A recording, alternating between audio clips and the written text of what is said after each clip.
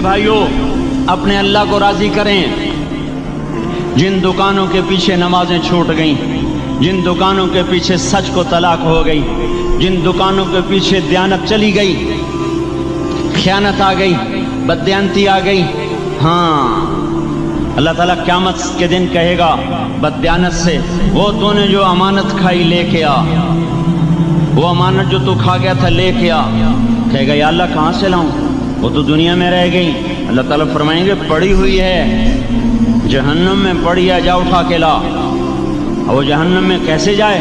تو فرشتے ماریں گے چل، اور وہ اس کو لے کے چلیں گے، اور چلتے چلتے دوزخ کا سب سے خطرناک حصہ حاویہ، وہاں اس کو لے کے جائیں گے جہاں منافق رہتے ہیں۔ بددیانت لوگ حاویہ تک چلے جائیں گے ایمان ہونے کے ساتھ بھی، امانت کو کھانے والے لوگ حاویہ میں چلے جائیں گے جو منافقین کی آگ ہے اس میں۔ وہاں دیکھے گا تو جس کا مال دبایا تھا دنیا میں وہاں پڑا ہوگا، کہے گا اچھا یہاں پڑا ہے، اتنے میں وہ تباہ ہو جائے گا، اس کو اٹھائے گا، کندھے پہ رکھے گا، پھر اوپر چڑھنا شروع کرے گا، چڑھنا شروع کرے گا، چڑھنا شروع کرے گا۔ جب دوزخ کے کنارے پر آ جائے گا تو وہ اس کے ہاتھ سے چھوٹ جائے گا اور پھر حاویہ میں جا گرے گا۔ اس کے ساتھ فرشتے مار کر پھر کہیں گے جا واپس لے کے آ، پھر یہ واپس جائے گا، پھر اسے اٹھائے گا، پھر کندھے پہ لے کے چڑھے گا اور چڑھے گا اور چڑھے گا۔ جب کنارے پر آئے گا تو پھر اس کے ہاتھ سے چھوٹ جائے گی، اس کے پھر فرشتے مار کے نیچے گرا دیں گے، جا لے کے آ۔ اب یہ کبھی اس میں سے نہیں نکل سکتا۔ اس کمانے سے توبہ کریں، یہ کمانا جہنم میں لے جائے گا۔ اور ادھر دوسری سنو، سَيَعْلَمُونَ الْيَوْمَ مَنْ أَصْحَابُ الْكِرَامِ، ایک فرشتہ اعلان کرے گا آج پتہ چلے گا عزت والے کون ہیں، آج پتہ چلے گا عزت والے کون ہیں۔ أَيْنَ الَّذِينَ تَتَجَافَى جُنُوبُهُمْ عَنِ الْمَضَاجِعِ، کہاں ہیں راتوں کو اٹھ کے نمازیں پڑھنے والے؟ ارے میرے بھائیو، یہ نماز کی غفلت بہت بڑی ہلاکت ہے۔ میں کیسے سمجھاؤں؟ میں تو جب بھی جمعہ پڑھاتا ہوں میں یہ مضمون ضرور بیان کروں، مجھے جب یہ مجمع نظر آتا ہے تو میرا دل ٹکڑے ٹکڑے ہو جاتا ہے کہ یہ 8ویں دن آتے ہیں اور باقی دن کہاں ہوتے ہیں؟ یہ کیوں نہیں سمجھتے؟ ان کے آنکھ کیا ہو گیا؟ ان کے کانوں میں ڈاٹ لگ گیا، یا دل کے اوپر کوئی پردہ آ گیا، یا میں کوئی عربی میں بات کرتا ہوں جو سمجھ میں نہیں آتی، یا میں کوئی ان سے چندے کا مطالبہ کر رہا ہوں، یا کوئی اپنی ذات کے لیے سوال کر رہا ہوں، یا اپنی شخصیت کی دعوت دے رہا ہوں۔ آج نماز عزت دلائے گی، سب سے پہلا اعلان ہوگا، کہاں آج پتہ چلے گا عزت والے کون ہیں، کہاں ہیں راتوں کو اٹھ کے نماز پڑھنے والے اور اللہ کے نام پہ خرچ کرنے والے۔ صرف نماز نہیں، زکوٰۃ بھی دینی پڑے گی۔ پیسہ ہے زکوٰۃ نہیں دے رہے، پیسہ ہے اللہ کے نام پہ خرچ نہیں کر رہے۔ بھائیو اللہ کے نام پہ خرچ کرنا سیکھیں، اللہ کے واسطے اپنے آپ کو سادگی پہ لائیں اور اللہ کے نام پہ لٹانا سیکھیں۔ اللہ آپ کی نسلوں کو واپس کرے گا، صرف آپ کو نہیں، آپ کی نسلوں کو واپس کرے گا۔ آپ اللہ کو قرضہ دے رہے ہیں، کسی ایسے ایرے غیر کو قرضہ نہیں دے رہے۔ یہاں مسجدیں والے چندے مانگ رہے، بھائی مسجد کو چندہ دو، مدرسوں والے چندے مانگ رہے، مدرسوں کو چندے دو۔ یہ تو مسلمان کی غیرت کے خلاف ہے کہ اللہ کے گھر میں مسجد کے لیے چندہ مانگا جائے، اور کہیں صندوقچیاں پھرا رہے، کہیں وہ جھولیاں۔ ایسی مجھے شرم آتی ہے، یہ کرنے والوں پر بھی میں کیا کہوں، ان کی عقلوں پہ بھی پردہ ہے کہ اللہ کے گھر میں مخلوق کے سامنے جھولی پھیلاتے ہیں، اور پھر ان مسلمانوں کی آنکھوں پر بھی پردہ ہے کہ ان کو غیرت نہیں آتی کہ مسجد کے لیے جھولی پھیلائی جا رہی ہو، اور یہ گھروں میں اچھا خاصا کھاتے پیتے ہوں اور مسجد کے لیے جھولی پھیلائی جائے اور مسجد کے لیے صندوق رکھے جائیں، اور ہر نماز کے بعد مدرسے کے لیے لوگ چندہ مانگ رہے ہوں۔ یہ ایمانی اور غیرت کے خلاف، مسلمان کی سخاوت کے خلاف ہے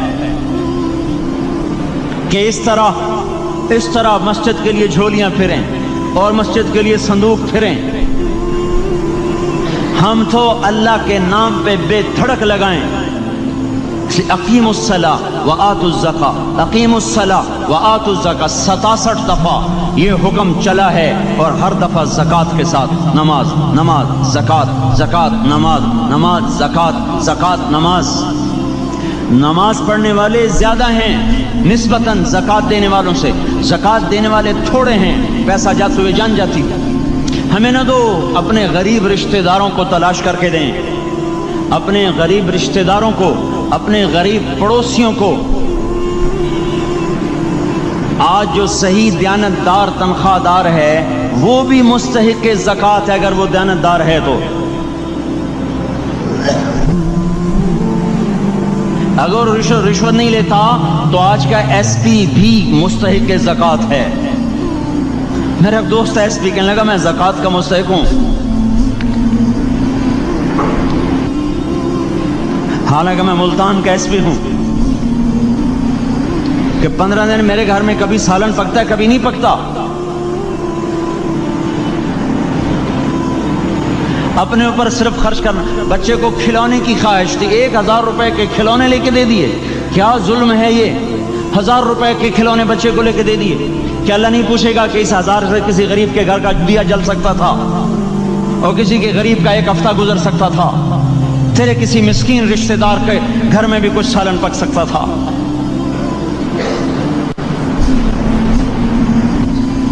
رزق دیا تو اس کا ہوش نہیں کہ اس کا حق ادا کریں، جان دی تو اس کا ہوش نہیں کہ اس کا حق ادا کریں۔ سجدہ جان کا حق ہے، اور زکوٰۃ اور صدقات یہ مال کا حق ہے۔ میں کب اپنے لیے مانگ رہا ہوں؟ میں کہہ رہا ہوں اللہ اپنے غریب رشتہ داروں کو دیں، ان کو تلاش کریں اللہ کے واسطے۔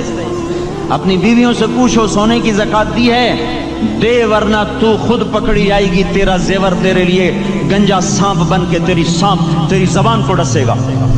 ان کا میں نے تو بچیوں کے لیے سنبھال کے رکھا ہے، اس کی زکوٰۃ دو پھر ٹھیک ہے، ورنہ اسم کو توڑ کے اس کی زکوٰۃ دو، نہیں تو یہ مال پکڑوا دے گا قیامت کے دن۔ نماز نہیں چھڑا سکتی اگر زکوٰۃ نہیں دی، اور زکوٰۃ نہیں چھڑا سکتی اگر نماز نہیں پڑھی۔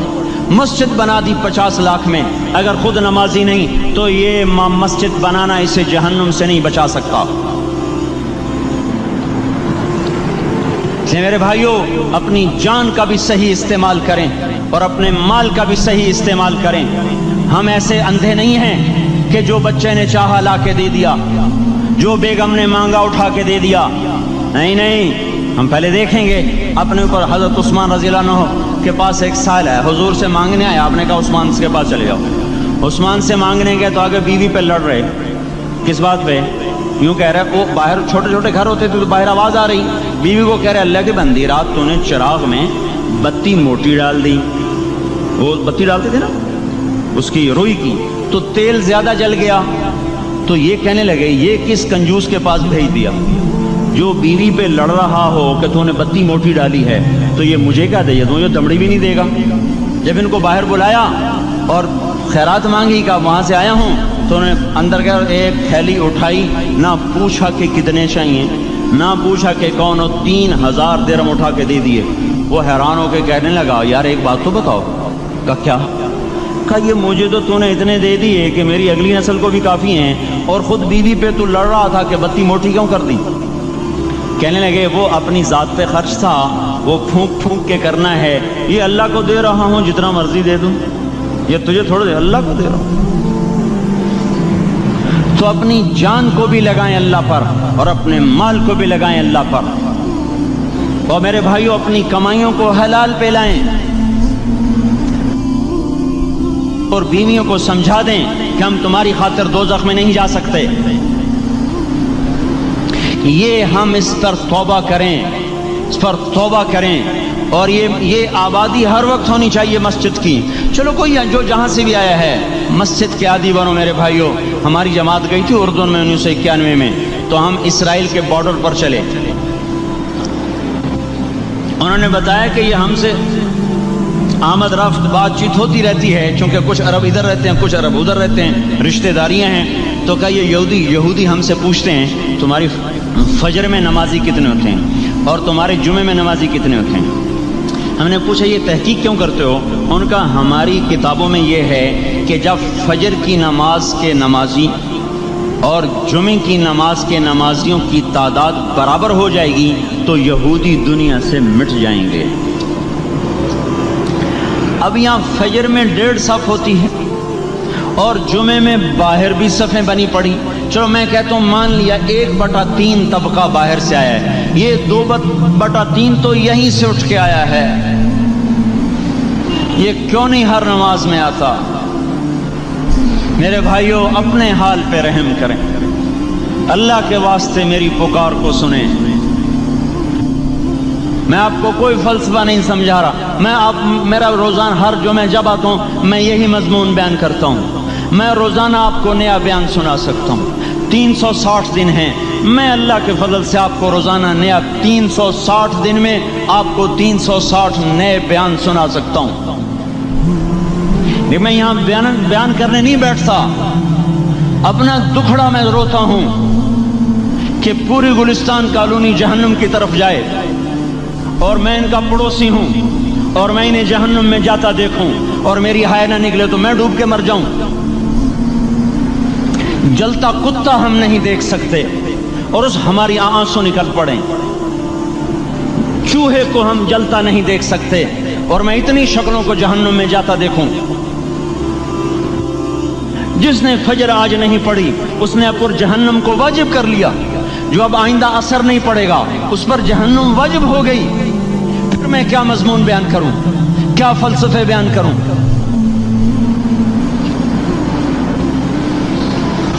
اس لیے میرے بھائیوں اپنی ذات پہ رحم کریں، اپنے بچوں پہ رحم کریں، اپنے گھر والوں پہ رحم کریں، مسجد کی دوڑ لگائیں، اپنے مال کو اللہ کے نام پہ خرچ فرمائیں تاکہ یہاں بھی جہان بنے اور وہ بھی جہان بنے۔ کیا زندگی ہے، چلتے چلتے سانس نکل جاتا ہے پھر یوں مٹ جاتے ہیں جیسے دنیا میں کبھی آئے نہ تھے۔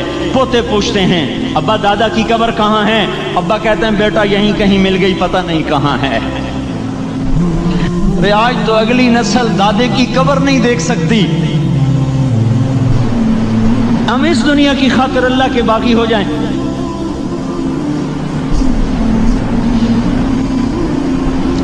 اس بے وفا جہان کی خاطر اللہ سے بغاوت کر جائیں جو ایسا مہربان، جو ایسا کریم۔ تو اس لیے میرے بھائیوں اللہ کے واسطے اللہ کی بارگاہ میں توبہ کریں اور اپنے اللہ کو راضی کریں۔ یہی میری فریاد ہے، یہی میری پکار ہے۔ میں بھی توبہ کرتا ہوں، آپ بھی اللہ کی بارگاہ میں توبہ کریں کہ کوئی کام اللہ کی منشا کے خلاف نہ ہو۔